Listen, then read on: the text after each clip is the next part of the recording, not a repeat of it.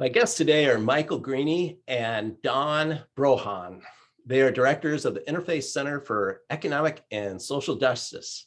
Today, we're going to talk about their new book, The Greater Reset. I have a question here too. Are ESG scores, are they part of the Greater Reset?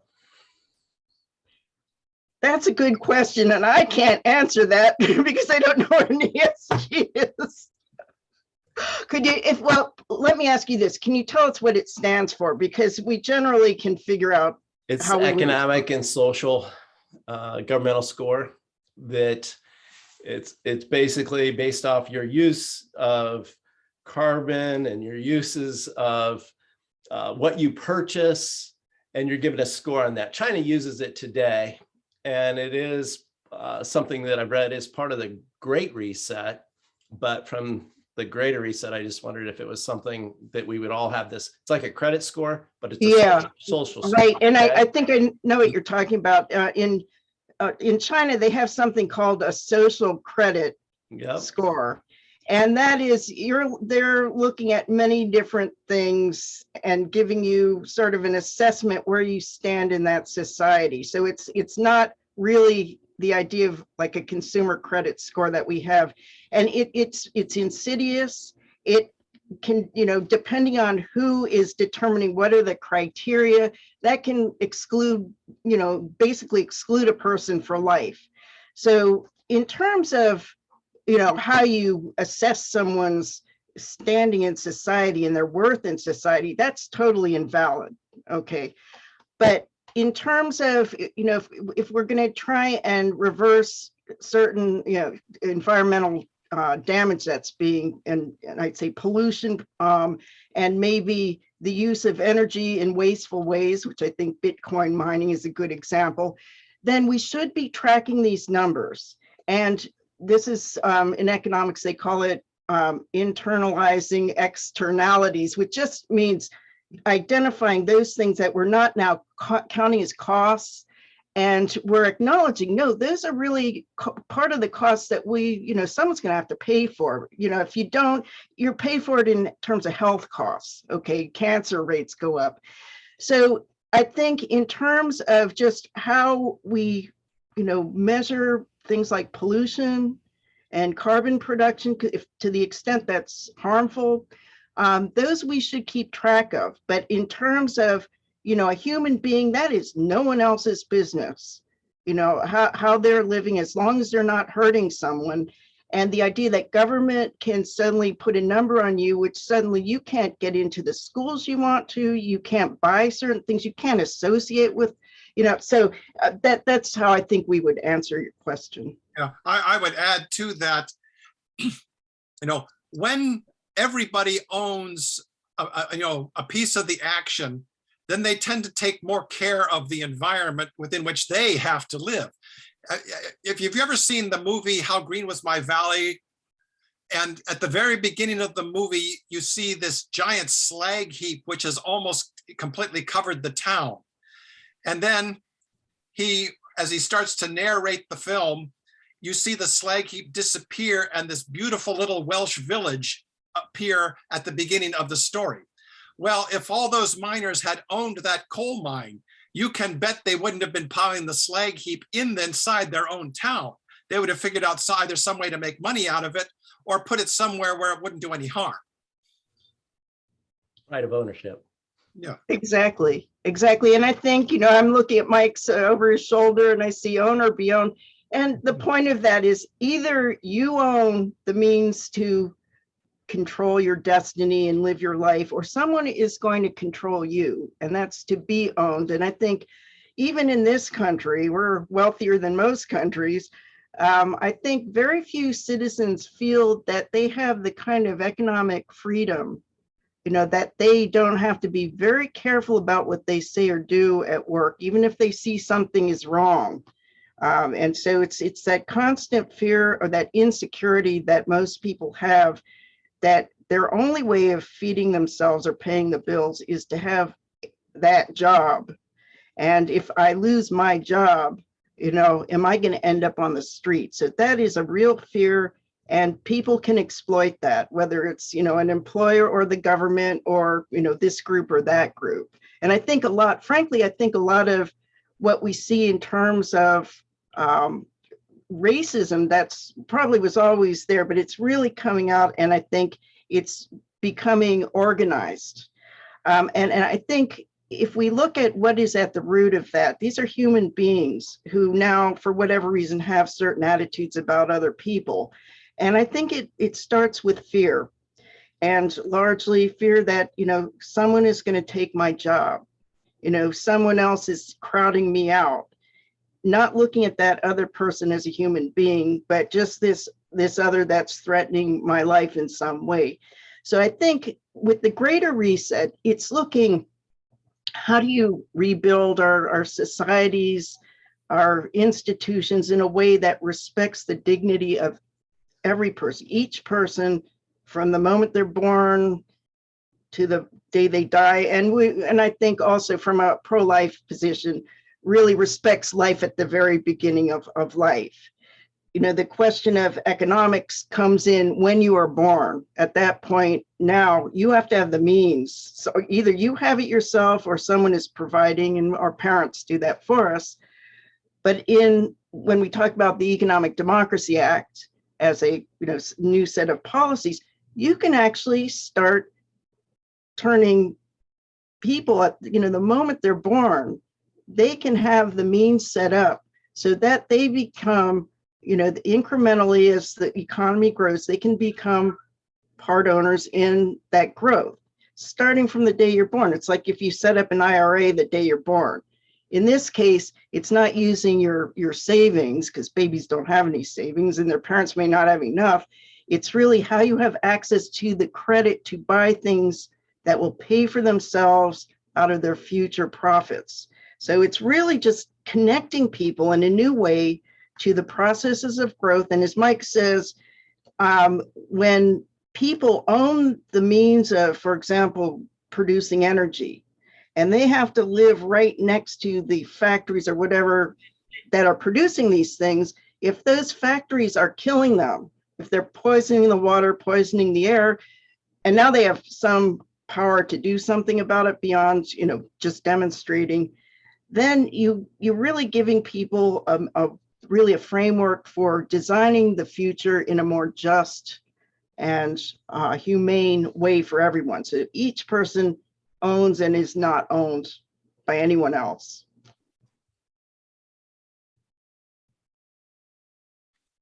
Shifting gears just a little bit, where does religion fit in with the Great Reset and with the Greater Reset? Well, the complaints I've heard about the Great Reset is that it isn't included. In a sense, it is, because irreligion is as much a religion as organized religions, but that's another whole thing. Or the state becomes the religion. Yeah, basically, which is the logical conclusion of the new things that that came in about 200 years ago. Now, in the Greater Reset, although we're an interfaith group, I happen to be Catholic, Dawn is non-Christian, but we share a common basis of belief in the God that whose existence can be determined by human reason. I mean, this is so important that the First Vatican Council declared it infallibly true that knowledge of God's existence and of the natural law can be known by the force and light of human reason alone. This was reiterated as the first article in the Oath Against Modernism, and then again in 1950 in Humani Generis by Pius XII. This, of course, pertains to natural things, the natural law. Once you get into the supernatural, then, getting a little Thomist here, then the will is preeminent. In natural things, the intellect is preeminent, has the primacy. And the will has the primacy in supernatural things, which is the business of mostly of organized religion, to deal with the revelation and then coordinate faith and reason. See, faith may be higher than reason, and it deals with things that are, as Aquinas put it, not manifestly true. In other words, you can't put it in a test tube and see that it works, but neither can it contradict what is proven by reason. So many people today, under the influence of modernism, whether they realize it or not, think that faith can trump reason or reason can trump faith. I shouldn't have used the word trump, I guess. But the fact is that faith and reason are not antagonists. They go together.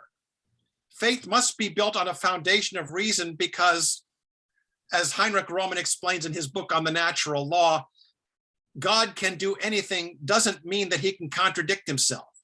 It means that God can do all things that are consistent with God's own nature. A contradiction is an imperfection. God is a perfect being. Therefore, if God does something that contradicts his own nature, it means he's not God. I mean, you cannot have a contradiction.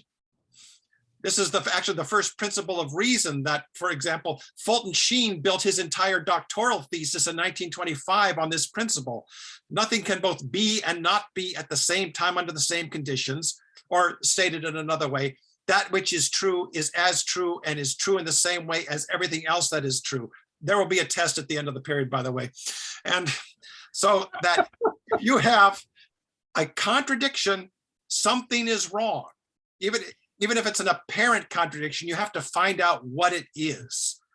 And the problem with the whole modernism and socialism and the new age, the new things, is that they allowed a contradiction, or actually many contradictions.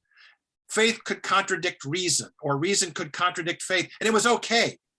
As Chesterton said in his little book on Thomas Aquinas, St. Thomas Aquinas, the Dumb Ox, he said, what this does is it splits the human head in two. When you're being religious, in quotes, then you don't have to believe anything that the natural world says is true. But when you're being in the natural world, then you can disbelieve everything that religion says. And it doesn't bother you because you can allow a contradiction rather than tie yourself in knots saying, how can this be so? I mean, the job of you as a human person is to try to reconcile these differences. And if you don't, well, you may have to end up accepting a few things on faith, but that doesn't mean that faith can contradict reason, or reason can contradict faith. Right. Am I allowed to answer a little bit? Go ahead, Don. Yes, to get to your question about how does the Greater Reset relate to religion. And I would say in the book, we mentioned that, what is going to happen to human dignity and human empowerment of the person if we dispense with the idea of a transcendent source of everything, of creation, but also what we would call universal values and universal moral principles. And if we look at, for example, where do rights come from? If we say, okay, it's, the government, and where does the government come from but human beings who are flawed? We know we're not perfect, and it's a human institution, so it certainly is not perfect. If that's the source of rights, then whoever is running the government is going to dictate, do you have rights? What are your rights? What are, who may have more rights than others? And it's the same thing, whether if it comes from any other source than what we would say is, the creator of everything, God. Then you have the problem of human imperfection creeping in, and our weaknesses and our tendencies that if we start to get power, we want more of it.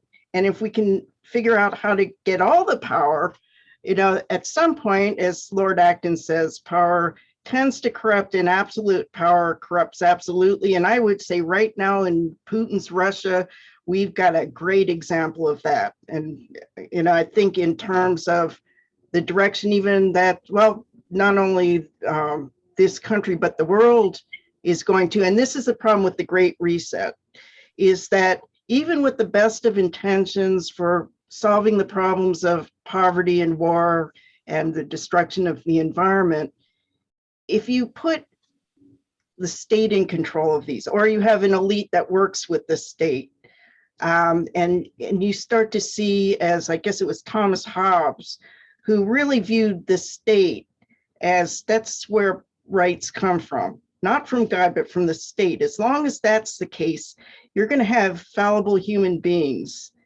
who are going to be in charge determining rights, and we can't have this. We need a universal source because we do need to figure out what are the universal principles that apply to every single one of us, as distinct as we are, as individual as we are.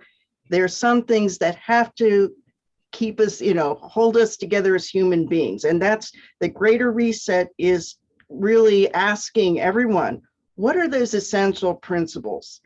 We have many, many different ways that we value different things. We are very different in how we perceive things. We have different, strengths, talents, whatever, but we're all human beings. So what is it about being human that was given to us, that is in our nature, that this is where we go back to in order to correct what's going on now in the world in the future, how the future will pan out. Yeah, if you want the nice philosophical answer, that's, what is it that makes us human? How are we human? And you ready for this? It's the analogously complete capacity to become more fully human. Everyone is as fully human as everyone else, but we need to become more fully human. And what that means is that as political animals, as Aristotle called us, we construct institutions. We consciously construct our own social environment, which, as far as I know, no other creature on earth does. Of course, somebody's got to find something to tell me I'm wrong anyway. But what happens is that these institutions are not God-made, they're man-made. And it's up to us to take care of them. And when they're flawed, we have to get organized socially, because it's a social thing, and then act as members of groups to reform our institutions to once again create the proper environment within which we can become individually virtuous or more fully human. You had mentioned Archbishop Fulton Sheen earlier. Is there anyone out there like him right now that is in this battle? If pressed, I would have to say, not to my knowledge. Mm-hmm. His depth of, learning, as you'll see in my opinion, which is, of course, is in The Greater Reset, the book, mm-hmm. I think Sheen was being groomed by Pius XI to fix a lot of the problems that were happening. And unfortunately, he was taken down for reasons you'll see in the book.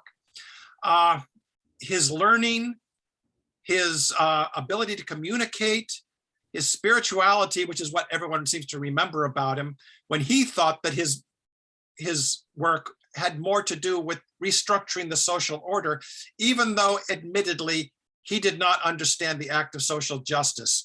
Father Ferry actually kind of gave him a very gentle slam in the pamphlet. He refers to him as the radio preacher. I thought, oh, come on, let's not be mean here. I mean, within his framework of reference, Fulton Sheen did an incredible job. It was the inertia of the new things that prevented him from being as effective as he really should have been. Now, that being said, the fact that we do have the act of social justice as fleshed out by Father Ferry and explained in his book and in his pamphlet, we don't need the great man. I mean, it's great that we have them like Fulton Sheen and Pius XI and all these others, but strictly speaking, it is our individual responsibility and duty to organize with others when society is flawed, and work with others within the principles of social justice. And we outline them in the book, the laws and characteristics of social justice, and also give a suggested program that we call the Economic Democracy Act. And it is our individual responsibility to do this and work to fix society. If we sit back and wait for the great man or for the state to do it, we're going to be waiting till doomsday. Yes, on not the other hand, but to dovetail with what Mike's saying, is that there are certain people throughout history who have these insights that enable us to really look at the world in a more complete way, a bigger way, and our place in the world in a new way as well. And Fulton Sheen, he did that. And so, as Mike said, we don't know right now, his equivalent today, but that person may be out there. And what we're hoping is that when certain ideas get out, then people start to put them together in new ways, and that can inspire them and inspire the world. So that's what we hope to do. And I think also that having a new understanding of what we mean by social justice, I mean, it is really become the equivalent of, in many respects, socialism. That's how many people take it, but it is not. And this is where even Fulton Sheen, we're all learning from each other. Father Free learned from Louis Kelso these ideas of economic justice, and Fulton Sheen, I think if he had been able to speak with Father Free, and they were actually, I think, at Catholic University, very close to, close in time, Fulton Sheen would have seen that it's not just a matter of perfecting ourselves as individuals. It is only as members of groups that we can affect institutions, social groupings. Alone, we can't fix it. Together, nothing is impossible. And that's what Pius XI really, I think, brought to the world and clarified. How can we learn more about the Greater Reset? Read it. Go ahead and read it. Get the book. You can get it from Cam Books. Yes, and yes, thank you for asking that. And also, please visit the website of the Center for Economic and Social Justice. That's C as in Charlie, E, S as in Sam, J as in Joe.org. It's a virtual library with free books, articles, videos, and it's presenting a new, what we would call it a new paradigm based on personalism that Pope John Paul II and Martin Luther King wrote about in their doctoral dissertations. It also brings in an understanding of economic justice that we have not seen expressed anywhere with the clarity and the coherence as what Louis Kelso and Mortimer Adler outlined. Now, those books that they wrote are also on our website. One was the Capitalist Manifesto. The other was the New Capitalist. We don't use the word capitalism or capitalist for many different reasons. We believe that the concept and terminology of personalism is the closest we've ever heard of to what we would call the just third wave. And I think if people visit CESJ's website, they'll find a lot of ideas too, challenging ideas, and we welcome people coming with their comments, their questions, their challenges. So I think in terms of learning about the Greater Reset, that would be my suggestion. Yeah, the Greater Reset is actually an application of the principles of economic personalism. Last year, Don and I published a book, which you can get as a free download, or you can buy the trade paperback from Amazon. But essentially, what we did in the Greater Reset was apply the principles in a much shorter book, Economic Personalism, which is available for free on the website. What else would you like to share with the regular Catholic guys out there, Mike and Don? Well, as someone who is, I call myself an unaffiliated monotheist. I believe to my core of my being in Creator, the universal source, and what makes why we're human beings. And what I find in the Catholic social teachings are really the principles for how we can come together as human beings and rebuild the world together, so that each of us and future generations, each person will have the power to develop their human dignity, their inherent human dignity, and also to work with others to develop the common good and to ensure that every individual has equal access to all the institutions of the common good, including our money system and the means to acquire capital ownership. So that has really shaped my thinking. And Father Free was our co-founder of ours. And so I would say that everyone should learn about what Pius XI and Father Free had to say about social justice. Yeah, and it's sort of like what Fulton Sheen said in his autobiography, Treasure in Clay, which was so many people think that to be truly spiritual, you have to forget about all this mundane, worldly things and just concentrate on the purely spiritual. No, first you have to take care of, the lowest but most urgent form of need, our material needs. Get that taken care of. I mean, this was what Mother Teresa was doing in India. I've seen criticisms of her saying, well, how many conversions did she make? That wasn't why she was there. She was trying to take care of the poor, not say, well, if you take this bowl of soup and become a Catholic, you could, I'll feed you. No. Forget that. That wasn't what she was doing. She was helping people take care of their urgent needs, keeping them alive and in decent health. Then you can start moving up. Fulton Sheen actually used the pyramid. I think he stole it from Maslow's hierarchy of needs. But you have to move up. You don't, as you become more spiritual, you don't forget the material. You integrate it more completely into what you're becoming.